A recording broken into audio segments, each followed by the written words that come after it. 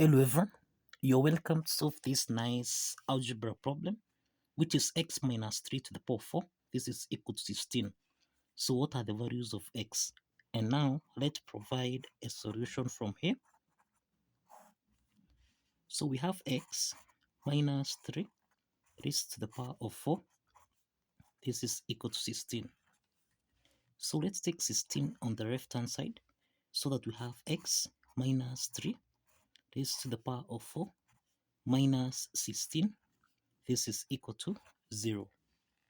We can express x minus 3 to the power of 4 as x subtract 3 raised to the power of 2, then raised again to the power of 2, subtract 16, which is 4 to the power of 2. This is equal to 0. This equation here is of the form a squared minus b squared, which we can express as a plus b multiplying by a subtract b. From this equation here, we have that a is equal to x minus 3 raised to the power of 2, and we have b is equal to 4.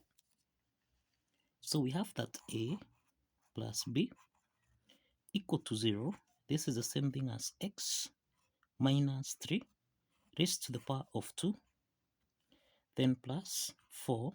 This is equal to 0. Let's call this case 1.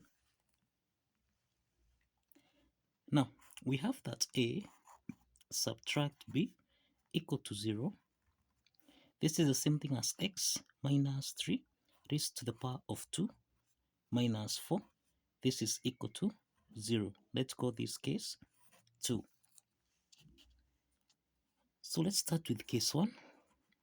Let's start with case 1. We have x minus 3 raised to the power of 2 plus 4. This is equal to 0. Now, x minus 3 to the power of 2, this is in the form of a minus b raised to the power of 2, which we can express as a squared plus b squared minus 2ab. Applying this algebraic identity, then we have x squared plus 9 minus 6x plus 4. This is equal to 0. So this means that we have x squared minus 6x, then plus 9 plus 4. This is plus 13. This is equal to 0. So this is a quadratic equation here, where we have a is equal to 1, b is equal to minus 6, and c is equal to 13.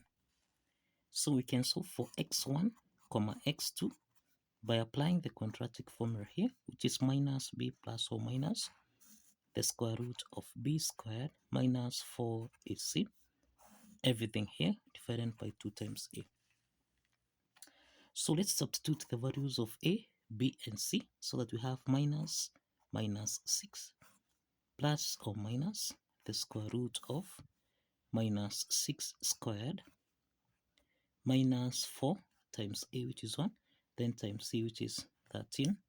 Everything here divided by 2 times a, which is 1. So we have minus times minus 6. This is equal to 6 plus or minus the square root of minus 6 squared. This is equal to 36 minus, now we have 4 times 13. This is minus 52. Everything here divided by 2. So this means we have 6 plus or minus the square root of 36 minus 52. This is minus 16. Everything here divided by 2.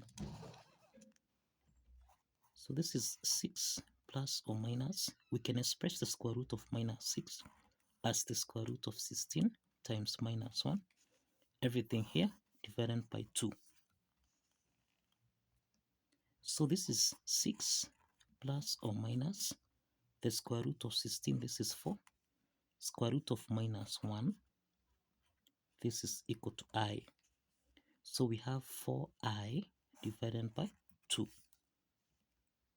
So from the numerator here, we can factor out 2, so that now 6 divided by 2, this is 3, plus or minus 4i divided by 2, this is 2i divided by 2. So let's simplify 2 and 2 here, so that x1 comma x2, this is equal to 3, plus or minus 2i. So you find that these are two complex solutions. These are two complex solutions under case 1. So this implies that x1 is equal to 3 plus 2i, and x2 is equal to 3 minus 2i. Let's proceed to case 2 from here. Now in case 2 here, we have x minus 3 raised to the power of 2 minus 4. This is equal to 0. So let us expand this. This is x to the power of 2 plus 9 minus 6x minus 4. This is equal to 0. So we have x to the power of 2 minus 6x, then 9 minus 4. This is plus 5. This is equal to 0. Now, this is a quadratic equation. We can solve this quadratic equation by factorization method. We have the product is equal to 5. The sum here is equal to minus 6. So let's get these two factors here. We have the two factors as minus 5 and minus 1. Minus 5 times minus 1, this is 5. Minus 5 plus minus 1, this is minus 6. So this is x to the power of 2 minus 5x minus x plus 5. This is equal to 0. So we have got two parts here. From the first part here, x is common here, so we have x into the parentheses. This is x minus 5. Then subtract 1 is common here, so minus 1 into the parentheses. This is x minus 5. This is equal to 0. X minus 5 is common here, so we can factor out x minus 5. Then we have x minus 1. This is equal to 0. So we have x minus 5. This is equal to 0. And we have x minus 1. This is equal to 0. So we have x3. This is equal to 5. And we have x4.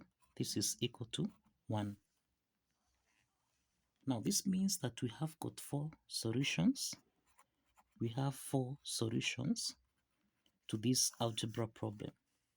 We have x1, comma x2, and this is equal to 3 plus or minus 2i. These are two complex solutions. These are two complex solutions. Then we have x3, which is 5, and x4, which is equal to 1. Now you find that these are two real solutions, and this totals to 4 solutions. So let's check if x3 and x4 satisfies the equation from here. Now let's check if these two real solutions satisfies the equation. Let's check from here. We have x minus 3 raised to the power of 4. This should give us a value of 16. We have x3 is equal to 5. So this is 5. Subtract 3 raised to the power of 4. This is supposed to give us a value of 16. 5 minus 3, this is 2 raised to the power of 4. This should give us a value of 16. So this is 2 to the power of 4, which is 16, and this is equal to 16. So this means that the left hand side is equal to the right hand side. So let's check x4, which is 1. So we have 1 minus 3 raised to the power of 4. This should give us a value of 16. So 1 minus 3, this is minus 2 raised to the power of 4. This should give us a value of 16. So minus 2 to the power of 4, this is equal to 16, which is equal to 16. So the left hand side is equal to the right hand side. And this affirms that x4, which is 1, also satisfies the equation. Both x3 and x4 satisfies the equation. So don't forget the steps. Like this video and kindly subscribe. See you in the next video. Bye bye for now.